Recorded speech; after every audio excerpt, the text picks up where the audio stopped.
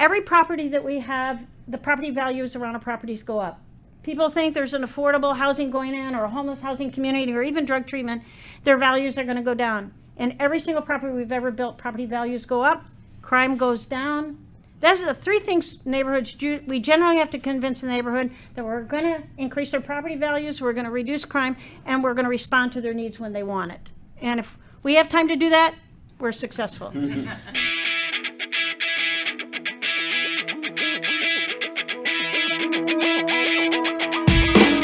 Hey everybody, welcome back to the Vitalyst Spark Podcast. I'm your host, John Ford, and today we've got the first of a two-part series on housing and health.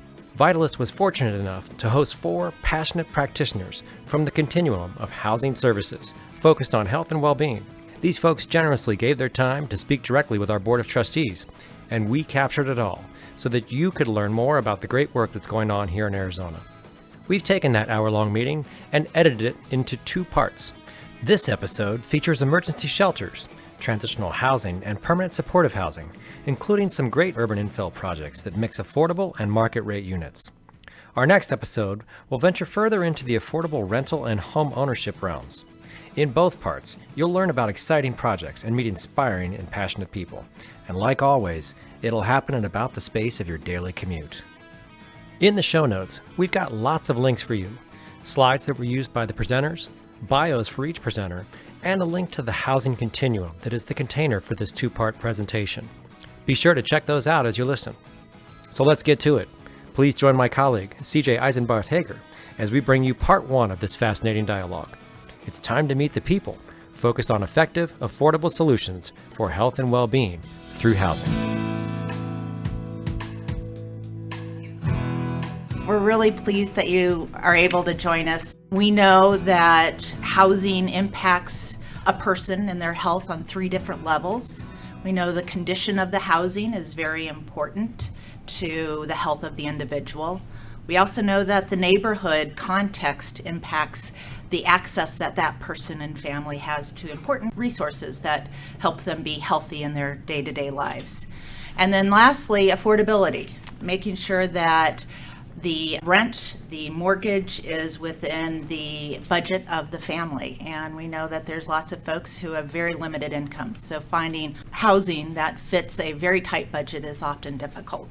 So our speakers today represent from the emergency shelter side to the affordable home ownership side. And we've asked them to cover a few different issues. First of all, to talk about the type of housing that they are involved with.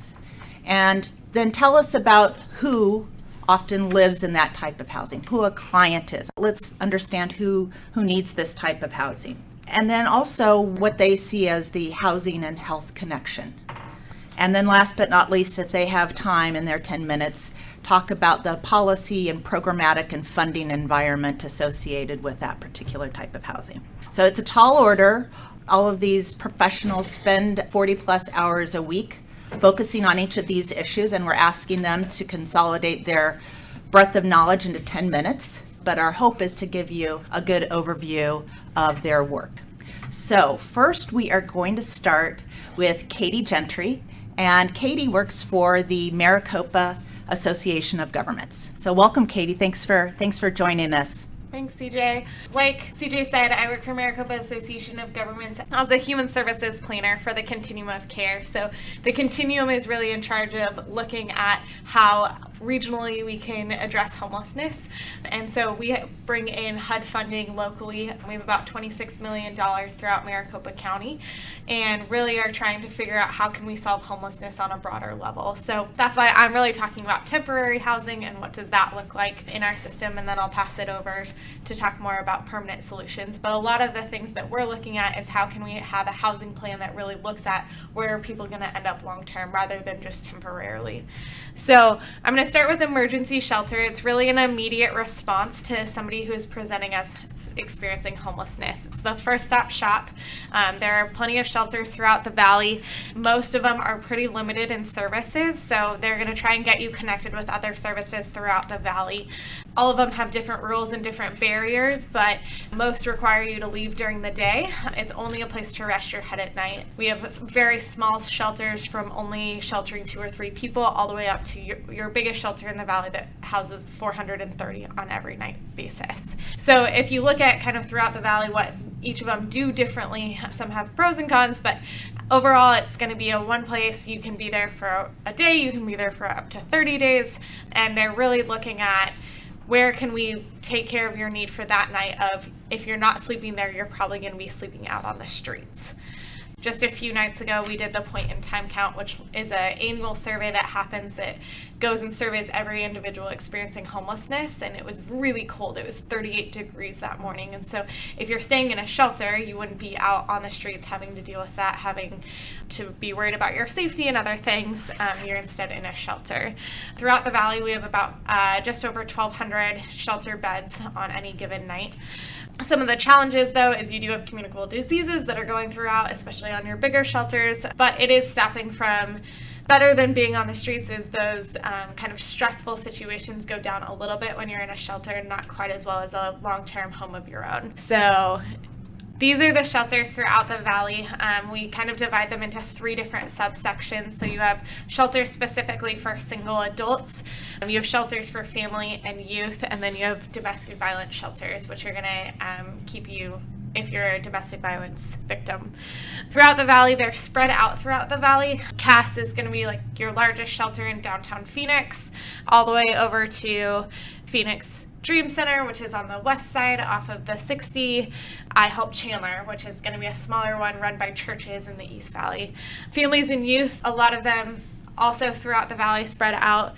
Dede runs one for home base that she'll talk about a little bit later. And then your domestic violence providers are going to be all tag teamed together through centralized screening, which is a hotline to call if you are a domestic violence victim. Those are also undisclosed locations, but they are spread out throughout the valley.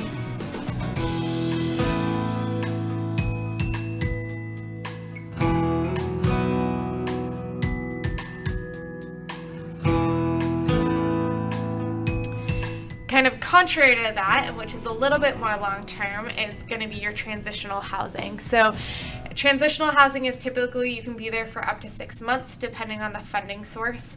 Let me quickly go back to emergency shelter is going to be funded by, it's federally funded, state funded, locally funded by cities, and then you also have private funding. So a lot of ones are run by churches or volunteers. iHelps are going to be more, it's going to be 7 churches coming together to rotate the location and be run by volunteers with supportive services attached. And then your bigger shelters like Cass are going to be more federally funded or government funded agencies, as well as private donations. Transitional housing is going to be a longer term strategy. It's really meant to bridge the gap between homelessness and a more permanent solution, whether that be rapid rehousing or permanent supportive housing, home ownership, whatever that next step may be. It's a lot more structurally supportive, and there's a lot more supportive services attached. So they're going to do more hands-on case management with you, working through what are your specific issues and how can they get you connected to other resources such as employment or benefits. Longer term, there's a little bit more stability. Typically, they know the clients a little bit better, and so they're able to help with specific issues, whether it be like medically or kind of vulnerabilities. You're not necessarily, your transitional shelter, you'll be able to stay there during the day more than likely, which means that you're having a more well-rounded view to your health. You're not only there from 7 p.m. to 8 a.m. You're going to be able to stay during the day and address your needs from a well-rounded perspective. There are limitations in who is eligible for transitional housing and what programs. There's higher barriers for those programs. So some of them you have to be a veteran, or you have to be a family, or you have to follow more rules typically because it is a longer term program. Again, spread out throughout the valley. Some are bigger and some are smaller. You do see an increase in families and youth on transitional versus emergency because there's less families typically need more support with that transitional housing. The domestic violence providers also have a transitional. They're more hands-on than their emergency shelters are. The last kind of program I'll talk about is rapid rehousing, which is kind of one step below permanent supportive housing, and it's giving individuals some rental subsidy and supportive services before they would take on their own rent individually. Rapid rehousing is going to typically start with the provider paying the majority of the rent, and over time the client would take over their rent. So for example, they would start by paying 90% of the rent, and by month 6 they would be paying 0% of the rent, and you would be equipping the client to be able to take on the rent themselves and be employed and be connected to the correct benefits that they would be set up for success. With that also comes that supportive services piece, so they're able to work through all of the necessary client issues, or what it looks like to be in housing and how to get connected to transportation and other things, as well as helping the client to really establish a new sense of community within the apartment. The last thing that they can do is also pay any deposits or first and last month's rent, like to get them up on their feet again. Wonderful. Thank you so much, Katie.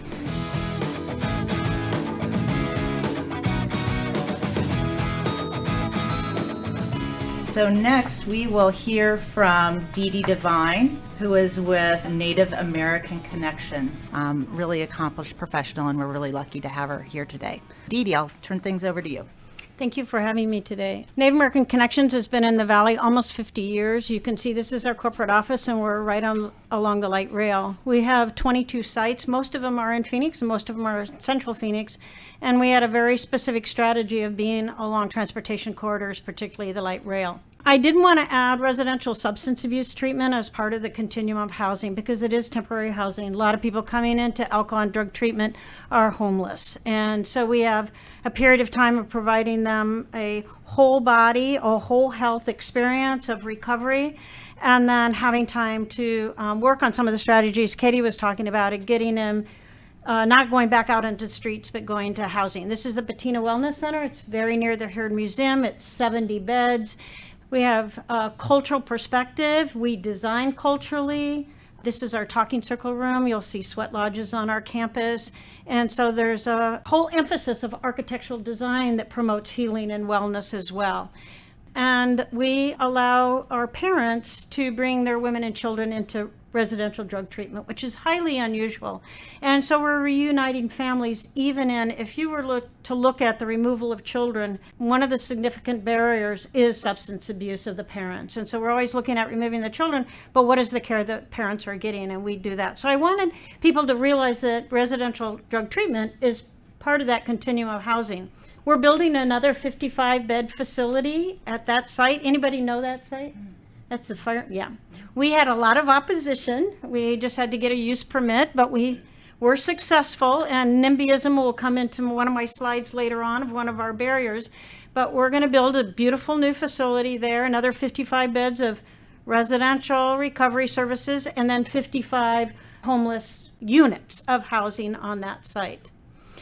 We also, I didn't put it in here, but the sober living homes, there's a whole new ordinance about sober living homes. I realize we have lots of them. Those are lots of people coming out of the criminal justice system, lots of people in drug recovery. They need somewhere to go. And so those sober living homes are part of that continuum of housing. So we're a community development organization. We came to housing mainly from healthcare, providing behavioral health services, and then people saying we need a safe, affordable place to live where we can begin getting jobs and taking care of our families.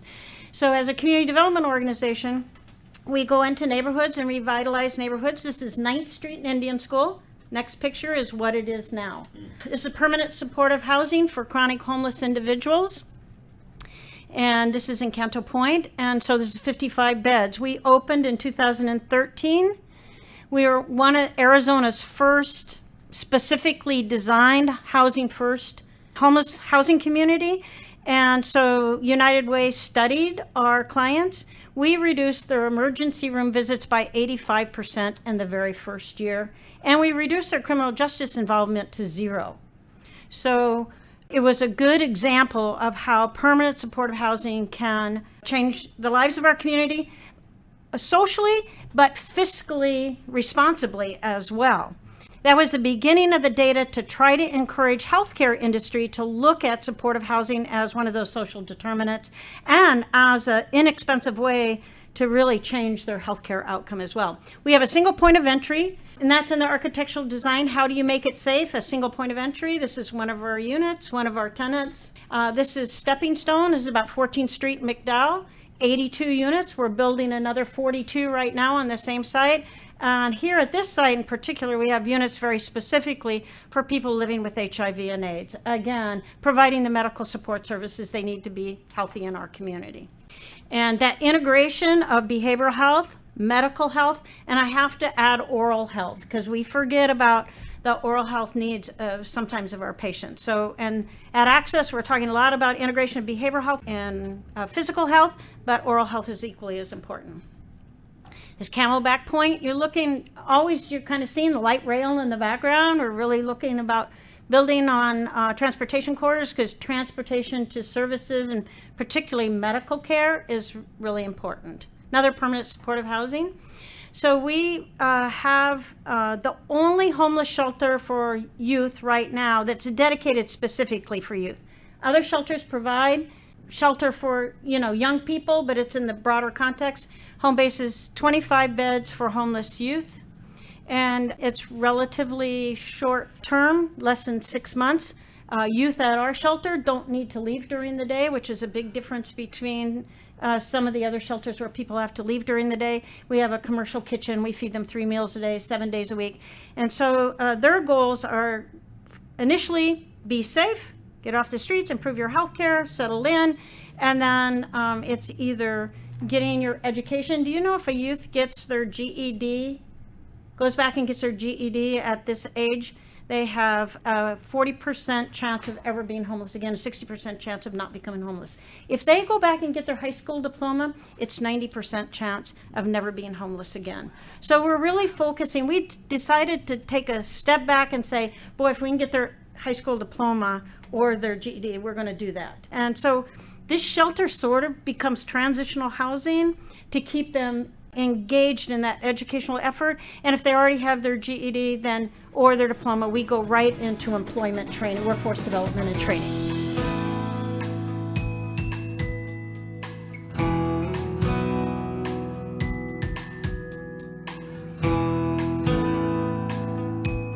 So right next door, I don't think the slide's in here, but we're renovating another apartment complex called Saguaro Key, and that'll be a rapid rehousing situation where youth can go from the shelter right into a transitional housing supported with rental assistance, and then hopefully by that time into a market rate unit. Now I'm talking about affordable side. This is affordable housing for low-income families. Sally, you'll probably talk about dollar amounts and stuff like that, but this is Divine Legacy. It's right on light rail. Rents start at $450 a month. Right next door, same one bedroom units, $1,200 a month. Just an example of a father who actually was homeless at home base, got a job, and now is a father, reclaimed his daughter who was in the child protective system, has a good job, lives at Divine Legacy, raising his family. Urban Living on 2nd, right downtown Phoenix, same thing, affordable housing. Rents start at $450 a month. Downtown, rents start at about $1,800 a month. So we're able to provide affordability. And if you notice, right across the street somewhere, we're uptown, we're midtown. Right across the street from here, we're building another 74 units of affordable housing right across the street. So that'll open up probably in the fall. And I think we built 4,000 market rate units in the downtown area in the last 3 or 4 years. And we're the only affordability right downtown. So what this does is gives people a chance to live and work, near their jobs. We don't want to be a city that has our service industry not able to live near their employment. So we're really working hard to keep our affordability in the areas where there's so much market rate housing. And we just run a summer camp. One of the things people forget about during the summertime, families are generally earning, I'm going to say, Sally, $20,000 to $40,000, kind of the sweet spot. So those 20,000, 40,000, when summer's out, they don't always have the money for childcare, so we're always running summer camps. So in our affordable communities, our services are focused on the health of the children. And then when you're talking about financing projects, you have to look at the capital cost. We need capital for increasing the affordable housing stock. We need money for long-term operations, and then resident services. You have to think of all three of them at the same time. And then financing, our projects are financed with low-income housing tax credit, LIHTC. It's a federal program through the state of Arizona using private equity investment.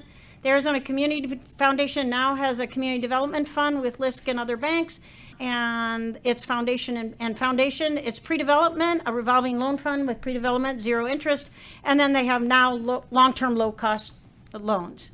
We use state and city home and CDBG funds. The HUD federal dollars, we're provider for the MAG Continuum of Care. On the service side, the Federal Home Loan Bank, we belong to the San Francisco Federal Home Loan Bank. They have a HP program, affordable housing program. And for nonprofits, it is our soft loans that support the low-income housing tax credit and the Housing Trust Fund. Lots of cities have housing trust funds, the states and the federal. We're working on our state housing trust fund. You'll see that in one of my slides. Some of the financing, we're beginning to see financing coming from healthcare organizations because they're beginning to see that it's a cost savings to them on the social determinants, housing being one of them. We're providing facility capital and long-term rental assistance. Mercy Maricopa has, I'll just example at Camelback Point. They pre-capitalized the rental assistance for 13 units during the length of the tax credit period. So they have 13 apartments for 15 years that they pre-capitalized the rental assistance for their homeless SMI clients. We need service funds for case management, life skills, Medicaid billable. So we're a behavioral health organization, and so there are some services that are billable both for seriously mentally ill and substance abuse. So trying to maximize and leverage those Medicaid billable services that members are eligible for. But if you're engaging somebody off the streets and they're still substance using or they have serious mental illness, they don't have to engage in services. I mean, that's a client member choice. So you might not be able to use Medicaid services. So a lot of engagement to get them to a point where they're going to accept that help, and then it becomes billable. And then we probably have 30 to 50 nonprofit partners leveraging. We know what we do best and we know what we don't do. Fresh Express, the food banks, the workforce development agencies. I mean, we partner with anybody that we don't do it and we have a service gap. And then one more slide, I think. So just housing issues, the NIMBY issue, we struggle. Every property that we have, the property values around our properties go up. People think there's an affordable housing going in or a homeless housing community or even drug treatment, their values are going to go down. And every single property we've ever built, property values go up, crime goes down. Those are the three things neighborhoods do. We generally have to convince the neighborhood that we're going to increase their property values, we're going to reduce crime, and we're going to respond to their needs when they want it. And if we have time to do that, we're successful.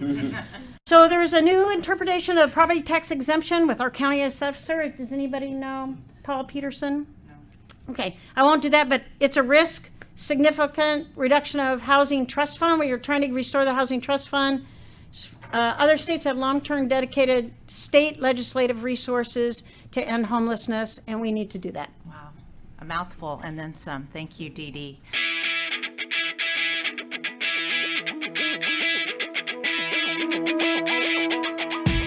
Thanks, CJ, and a big thank you to Maricopa Association of Governments, Katie Gentry, as well as Dede Devine from Native American Connections. That's part one of our journey along the housing continuum. Stay tuned. Part two, featuring Gorman & Company's Sally Schwen and Patricia Duarte from Trellis, is headed your way next.